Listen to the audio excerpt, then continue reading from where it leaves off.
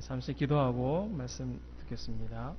살아계신 주님 감사합니다. 하나님께서 또 이렇게 부평중앙감리교회에 말씀을 전하게 해주시고 또 하나님께 주신 예배에 대한 마음들 또 하나님께서 받으시고 기뻐하시는 예배들 함께 나누고자 합니다. 제 입술을 사용하셔서 하나님 말씀하여 주시고 또 성도님들 아멘으로 그 삶으로 하나님께 아멘으로 나아가는 저희들 모두 될 수 있도록 인도하여 주시옵소서. 감사하며 예수 그리스도의 이름으로 기도했습니다. 아멘.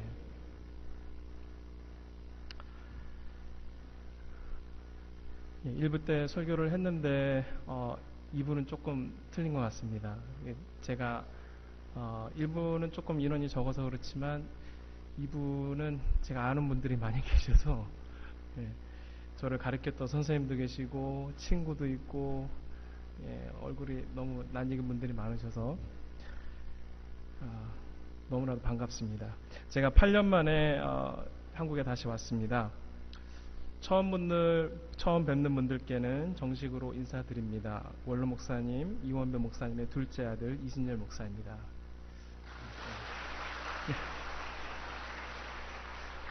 제가 나이를 먹을수록 아버지를 더욱 닮아가는 그 모습이 좀 있습니다. 그래서 오래 계셨던 분들은 교회에 오래 계셨던 분들은 이제 저를 오히려 덜 쉽게 못 알아보시는 것 같아요. 그 어렸을 때 모습이 없어져서 근데 처음 보시는 분들은 얼굴을 보자마자 저희 원로 목사님 얼굴을 떠오르시는 것 같아서 제가 말씀 안 드려도 저희 형도 머리숱이 많습니다. 저희 아버지도 머리숱이 많은데 3명 중에 그 이마 윗부분은 제가 지금 형님입니다. 그래서 저도 30대 중반에 생각하기를 이 군대에서 너무 이 머리박어를 많이 해서 그런가 그래서 머리가 빠지는 줄 알았습니다. 근데 나중에 알게 된 게 외탁을 했더라고요. 그래서 저희 어머니 외가 쪽의 외삼촌 분들이 머리빗을 사용하지 않습니다. 그래서 저희 머리카락을 겸손케 하셔서 하늘에서 내려오는 빛들을 아주 많은 사람들에게 잘 비추는 삶을 살고 있습니다. 혹시 저 겉모습만 보고 제가 이성열 목사님의 형으로 착각하실까봐 저는 이성열 목사님의 동생입니다. 그동안 저희 가정을 위해서 기도해 주시고 또 여러 가지로 도와주신 부평중앙감리교회 성도 여러분들께 감사를 드립니다. 그리고 이렇게 아름다운 성전을 세우는 일에 충성하신 장로님들을 비롯해서 모든 성도님들 하나님의 축복이 여러분들과 여러분 다음 세대까지 넘쳐나길 주님의 이름으로 축원합니다. 저는 현재 미국의 시카고에 있는 도담교회에서 부목사로 사역을 하고 있습니다. 한국에서는 음악을 전공했습니다. 그리고 미국으로 교회음악 또 합창음악을 공부하러 뉴저지의 웨스트민스터 콰이어 칼리지에서 공부를 했습니다. 그리고 진로를 고민하던 중에 예배 쪽에 관심이 있어서 또 이렇게 상담을 받고 시카고에 있는 북침례 신학교에서 예배학을 공부를 했습니다. 공부를 하다 보니까 예배학이 그냥 음악만 공부하는 게 아니더라고요. 보니까 이제 말씀을 더 연구하고 또 말씀을 이제 깊이 있게 또 봐야 되니까 그래서 또 하나님께서 문을 열어주셔서 트리니티라는 장로급 보수신학교입니다. 그래서 거기에서 신학을 공부를 했습니다. 처음에는 MDV를 이제 목회학을 공부하고 나서도 목회할 마음이 없었는데 하나님께서 저에게 예배 외에 그러니까 음악 외에 다른 마음을 주신 것이 있었습니다. 제가 섬기고 있던 교회가 가정교회를 시작하면서 영혼을 구원해서 제자 삼는 그런 참된 교회, 건강한 교회를 만드는 사역들을 하였습니다. 그래서 저도 그 사역을 하면서 제 마음 가운데 그런 건강한 공동체를 한번 세우면 하나님께서 맡겨주시면 저도 열심히 한번 해보겠다 그런 마음을 갖게 되었습니다. 그래서 제가 미국에서 공부했던 것들 또 제가 사역으로 또 깨달았던 말씀들을 여러분들과 함께 나누고자 합니다. 여러분들 예배를 어떻게 생각하십니까? 1주면 52주죠. 52주. 또 주중 예배까지 합치면 한 150회가 됩니다. 그리고 매일 새벽 기도 드리시는 분들은 거의 한 500회 정도 1년에 예배를 드린다고 할 수 있는데, 저희가 드리는 이 예배, 여러분들은 어떤 의미를 가지고 이 예배 자리에 참석하고 계십니까? 학생이 학교에 가는 것이 당연한 것처럼 하나님을 믿는 자녀들은 예배에 당연히 가야 된다. 그것도 너무 당연한 말이죠. 그럼 여러분들이 생각하는 예배의 뜻은 어떻게 생각하고 계십니까? 성경에 예배에 대한 표현들이 좀 많이 있습니다. 종합해 보면 엎드리다, 입맞추다, 경배하다, 이런 표현들이 있습니다. 이런 모든 말들을 종합해 보면 하나님과 만나는 것이 예배입니다. 이 만남에서 중요한 것은 바로 관계입니다. 나와 만나는 상대가 불편하면 그 만남이 행복하지 않습니다. 별로 만나고 싶지 않습니다. 하지만 내가 만나고 싶은 사람을 만나게 되면 아무 말을 하지 않더라도 그 만남이 행복하고 시간 가는 줄 모릅니다. 이번에 제가 8년 만에 한국에 들어왔습니다. 부모님들은 4년 만에 배웠습니다.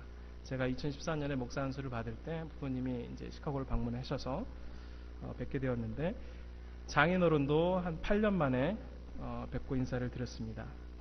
오랫동안 뵙지 못했지만 이 부모님과의 만남은 늘 내가 부모님과 만나게 되면 그 고향에 있던, 그리고 이 옛날 추억들이 생각나면서 이 마음이 그냥 이렇게 따뜻해지는 것을 느끼게 됩니다.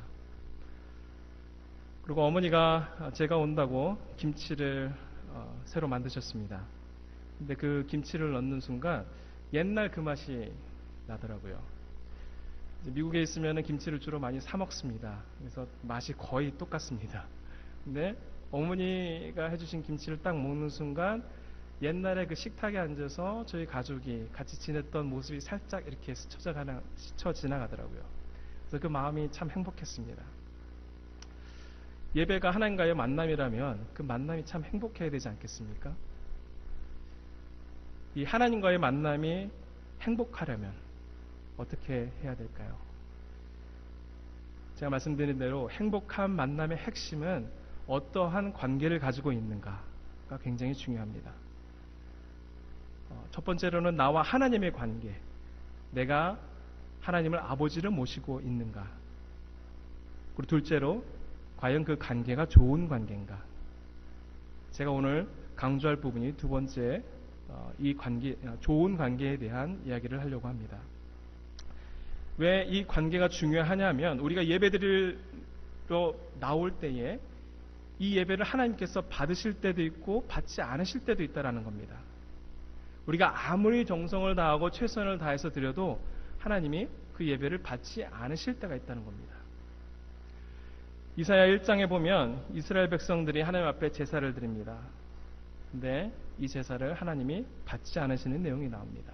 이사야서 1장 11절 13절에 보면 여호와께서 말씀하시되 너희의 무수한 제물이 내게 무엇이 유익하뇨? 나는 숫양의 번제와 살찐 짐승의 기름에 배불렀고 나는 숫송아지나 어린 양이나 숫 염소의 피를 기뻐하지 아니하노라. 너희가 내 앞에 보이러 오니 이것을 누가 너희에게 요구하였느냐? 내 마당만 밟을 뿐이라. 헛된 제물을 다시 가져오지 말라.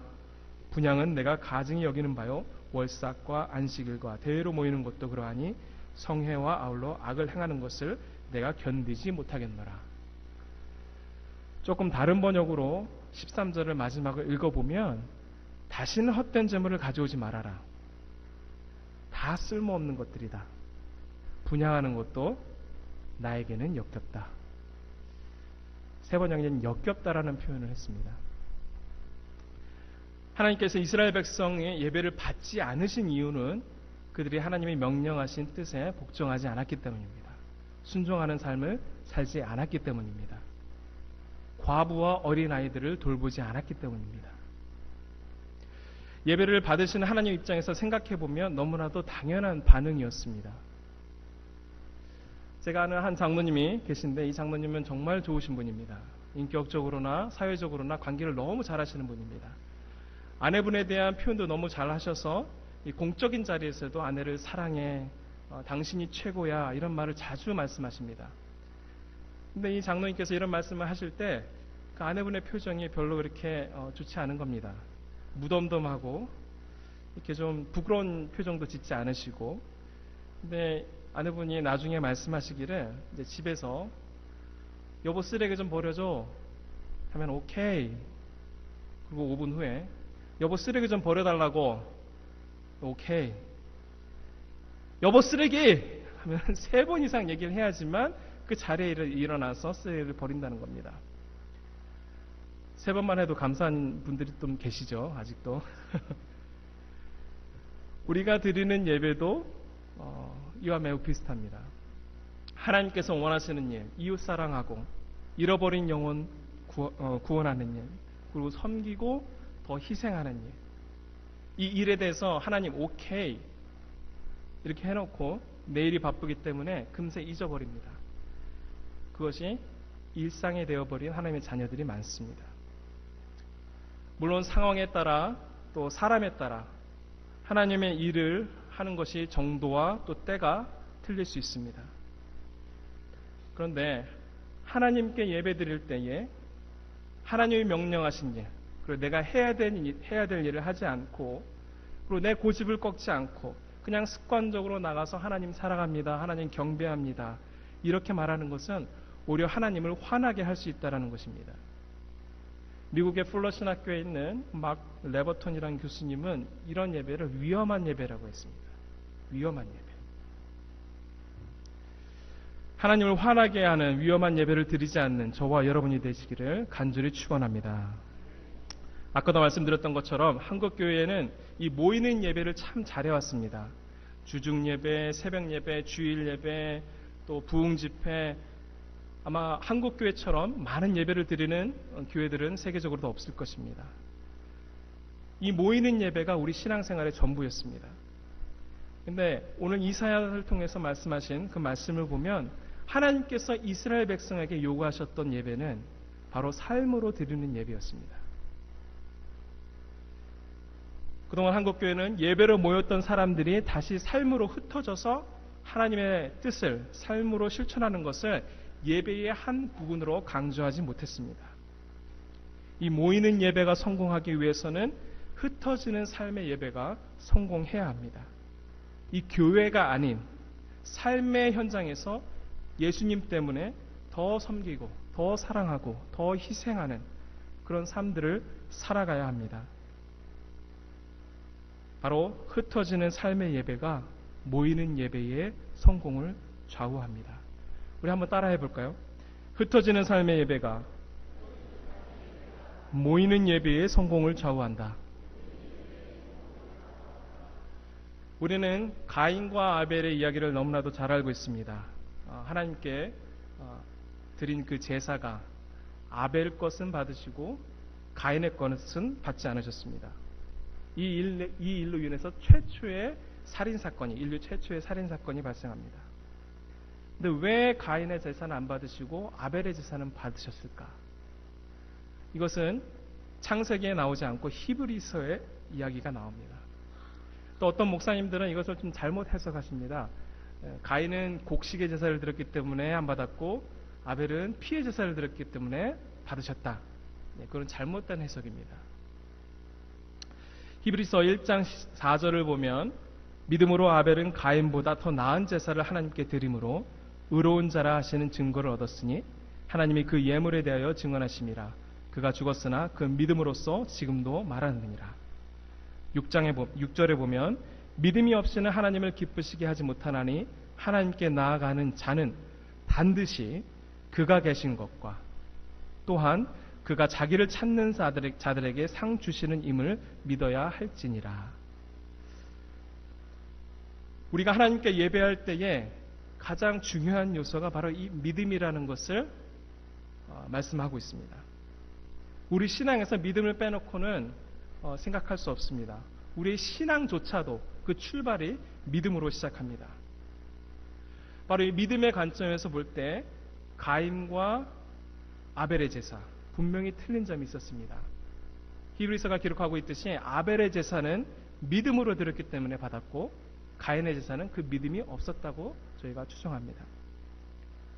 이 두 가지 믿음, 하나님이 계신 것과 그가 계신 것과 두 번째로 하나님을 찾는 믿음, 하나님은 공급하시는 주님으로 믿는 믿음, 이 두 가지 믿음을 예배드릴 때 강조하고 있는 것입니다.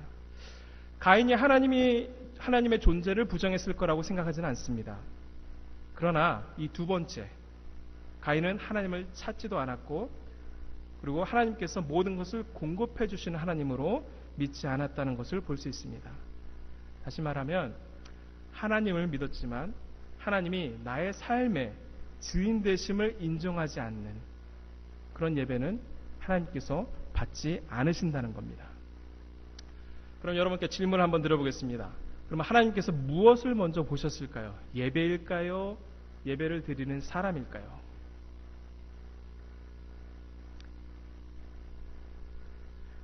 예, 정성스러운 예배도 중요하지만 가인과 아벨의 사건에서 말씀해주고 있는 중요한 가르침은 우리가 하나님께 예배를 정성으로 양질의 음악과 사람을 감동시키는 설교 이런 것보다는 그것을 준비하는 사람, 찬양하는 사람, 설교하는 목사님, 기도하시는 장로님, 예배를 드리는 성도 한 사람 한 사람이 하나님과 어떤 관계를 맺고 있는가? 내가 하나님을 정말 신뢰하고 있는가? 내가 하나님을 매 순간 찾고 있는가? 힘들지만 하나님께서 원하시는 일들을 해보려고 내 삶에서 발버둥 치고 있는가?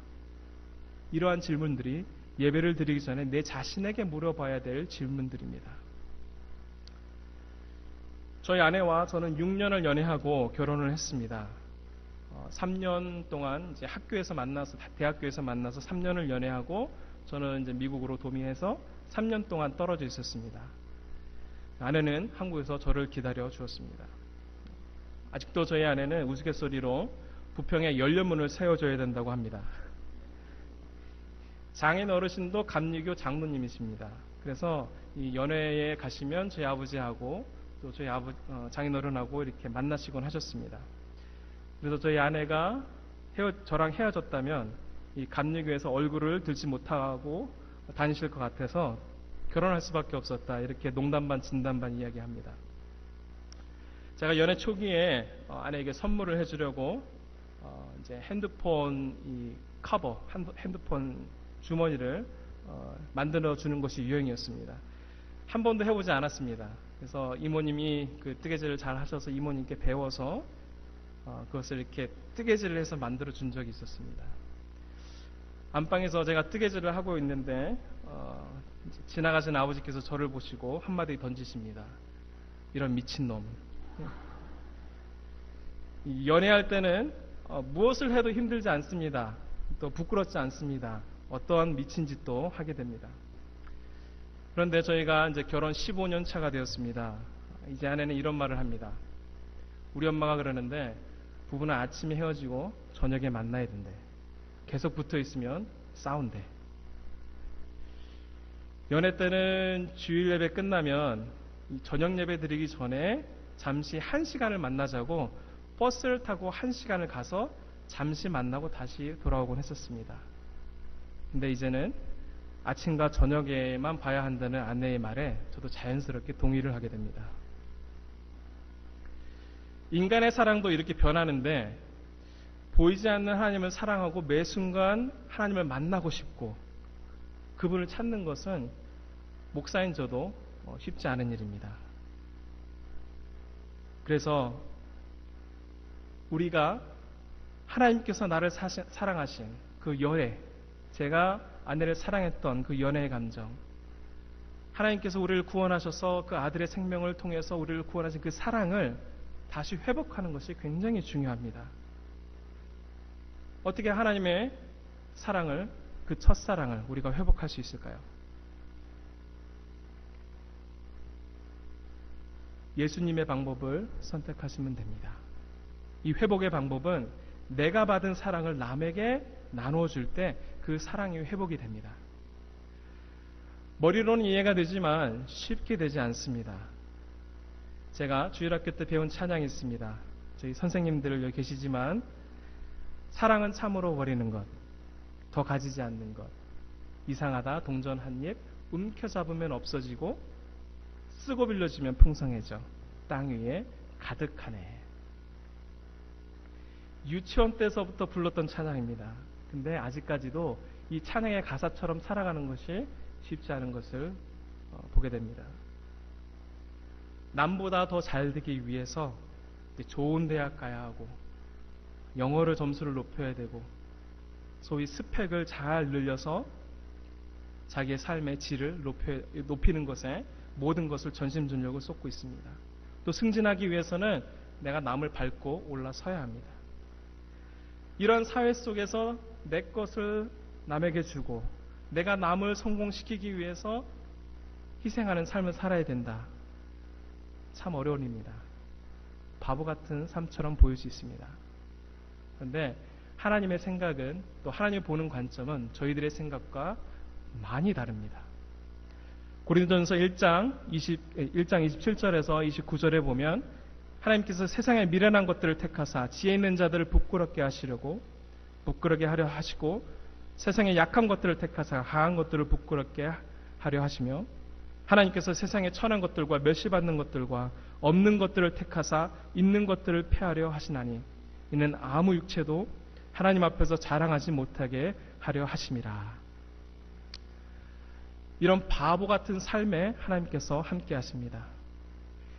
일부러 무식한 자가 되라는 것은 아닙니다. 또 일부러 가난한 자가 되라는 것은 아닙니다. 우리가 연약할 때 하나님이 커 보입니다. 내가 가난할 때 하나님을 더욱 찾게 됩니다. 그냥 내가 잘 될 때 하나님이 더 잘 되게 해주시면 좋은데 하나님의 방법은 저희 생각과 틀립니다. 그래서 잘 되는 것이 아닐 수 있습니다. 잘 못 되는 것이 더 잘 되고 있는지도 모릅니다. 예수님께서 고난당하시고 십자가에 달려 돌아가신 그 일은 세상이 판단할 때는 그보다 더 어리석고 바보 같은 행동이 없었습니다. 예수님은 죽은 자도 살리셨습니다. 세상의 모든 권세를 가지신 분입니다.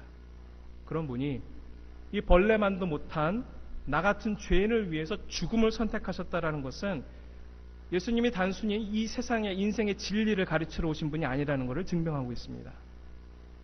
우리를 살리려고 실제로 죽으셨습니다. 죽어야만 살게 된다는 것을 몸으로 실천하셨습니다.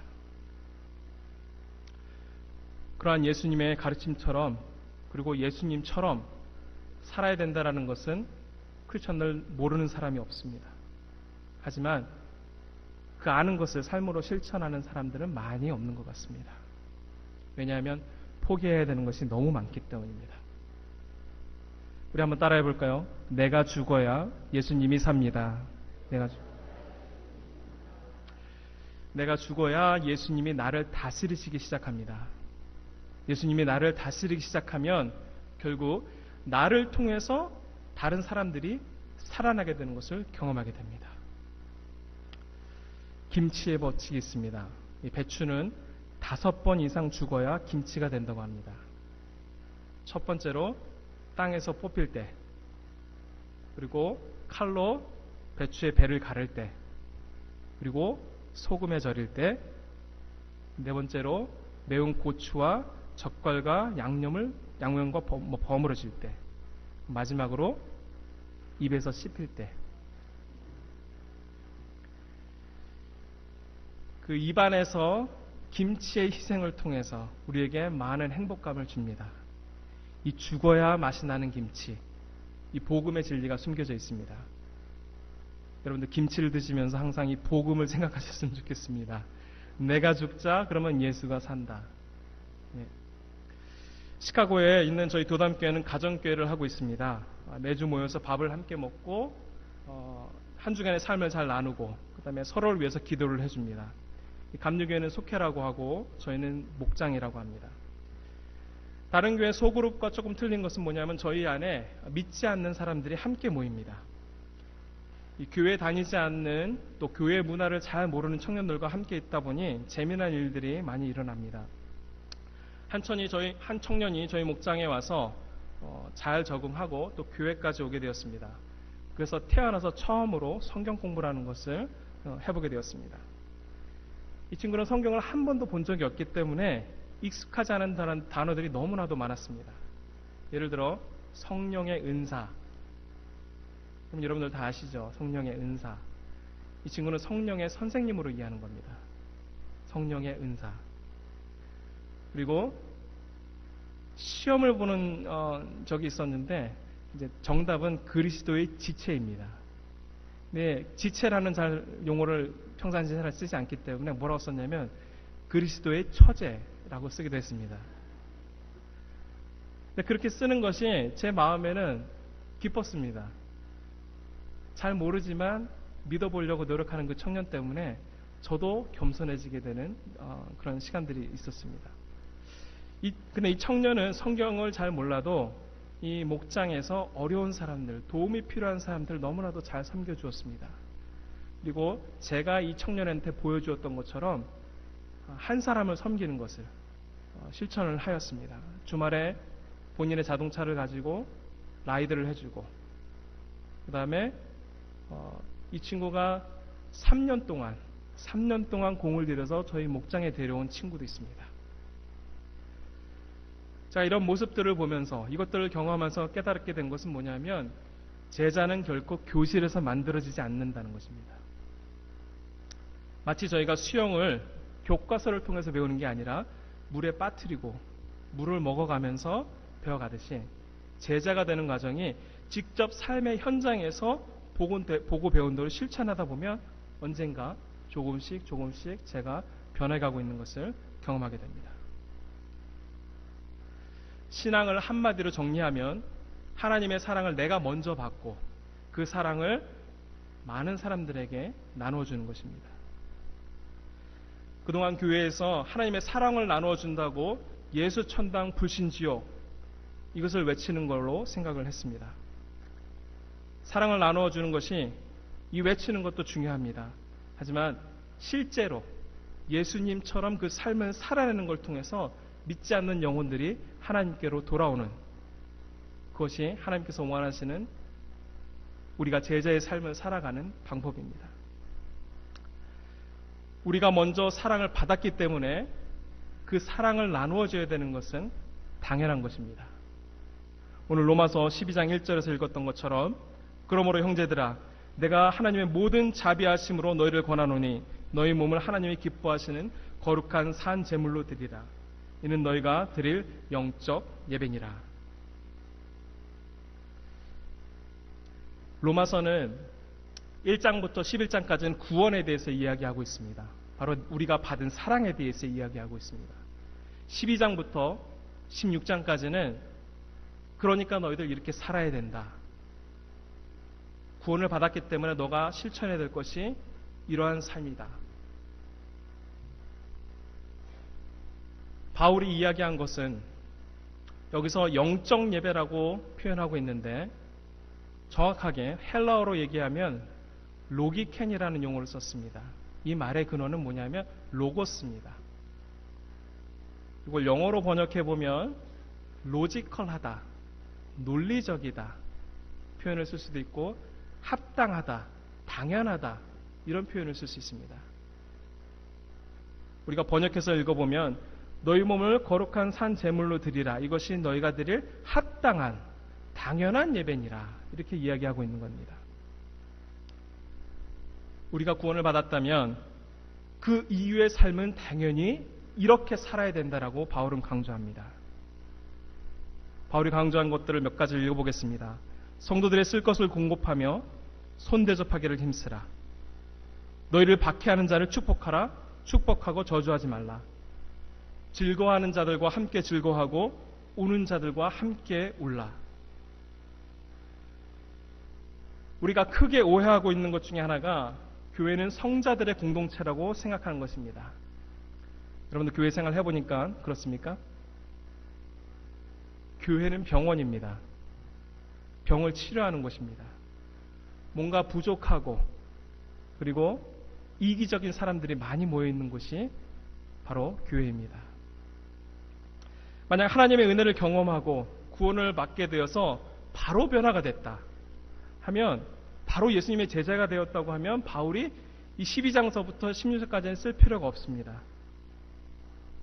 하지만 바울이 강조하고 싶었던 이 12장과 16장의 내용을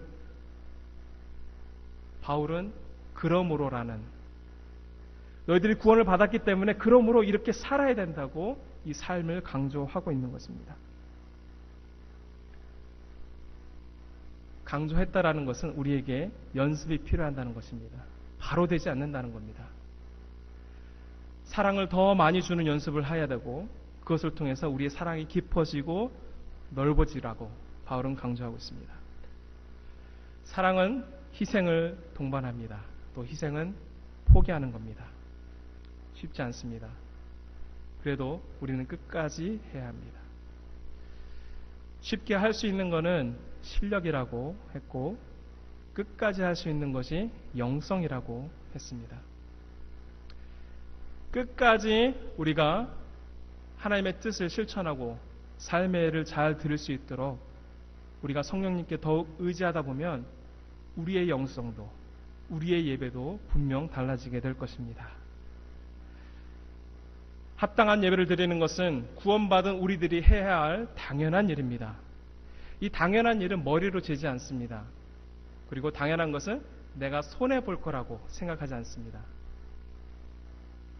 내가 당연하게 베푼 사랑을 통해서 한 사람이 변화되고, 또 그 변화된 그 사람의 영혼이 구원받을 수 있게 된다면 그것만큼 하나님께서 기뻐하실 일은 없을 것입니다. 하나님을 기쁘게 하는 그 사람이 드리는 예배, 하나님께서 그 예배를 어떻게 받지 않으실 수 있겠습니까? 부평중앙 감력의 모든 성도 여러분들이 드리는 이 모든 예배가 하나님께서 기뻐하시는 예배가 되기를 주님의 이름으로 축원합니다. 우리가 받은 구원의 은혜에 대한 합당한 예배를 드리시길 바랍니다. 이 흩어지는 예배를 잘 드려서 이 하나님과 만나는 모든 예배가 항상 행복한 만남이 되길 주님의 이름으로 축원합니다. 우리 다 함께 잠시 기도하겠습니다.